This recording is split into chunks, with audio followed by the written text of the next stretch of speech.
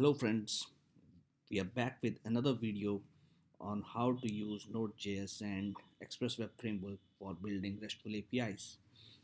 In our previous video, we looked at how we can create a simple HTTP server to serve the JSON data using nodejs and Express. In this video, we will extend the same code to develop RESTful APIs to support various data manipulation operations. Uh, Most of the business applications interact with the data in some way or the other. By creating RESTful APIs, we expose these API endpoints to client applications with standard HTTP protocol by sending and receiving JSON data. With RESTful API conventions, we can create API endpoints which can be used for different type of data operations like create, read, update, and delete. The first endpoint, which is already defined here, is a simple GET request, which indicates to get all the users using this API endpoint. And we can see if we have this running that we can call this API to return all the users. Now we'll extend this API further. The next endpoint which we will define here is another simple GET request but for a specific ID. In this case, we need to pass an ID or unique identifier against which we need to get the user details and respond back to the client application. So let's say we define an API endpoint. The type is still GET, but in this case the only change that we are going to make is pass an identifier. Since we are using the static data for this example, we'll just return one static value from the users array. And we start this. We see the code. I'm using the Postman. So now if we look at this GET request, which is using one of the identifier being passed, and we call this and we see we get the data for a particular user. So we can customize the logic in this API endpoint function to return the specific data. The next endpoint which we can define here is a post request. Now this post request is used to create a new record or insert operation on the data. So to define our post endpoint, we use app.post. Let's say we will copy from here. We'll only change the type HTTP verb to post, and we simply return a message which is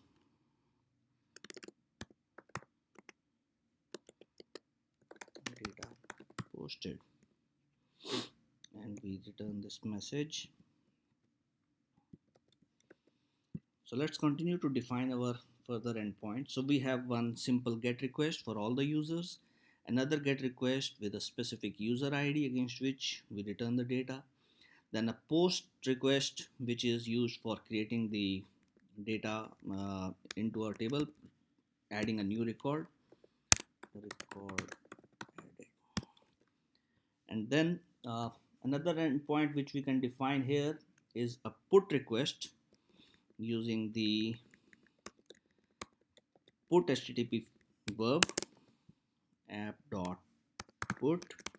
Again, it uses the specific ID because put verb is used for updating the data in our databases, and it is used for update operations. So we can simply, because in this example we are not connected to any database, we'll see data updated, record updated. We'll simply return this message. The final endpoint that we need to define here is the delete operation. In this case, we'll simply add app.delete delete. Again, API users specific ID which you can pass. Data deleted, record deleted. So now we have these 5 endpoints defined. One is a simple HTTP GET request, another simple HTTP GET request specific to the ID, post request for creating a new user record, put request for updating the data, and finally the delete request for deleting the data. Let's restart our server. Then we see the results from our postman, which is used for testing the APIs. So now if you see, look at this post request, it is for posting operation, post operation. Let's we see the data posted, record added. Similarly, we can look at the put request.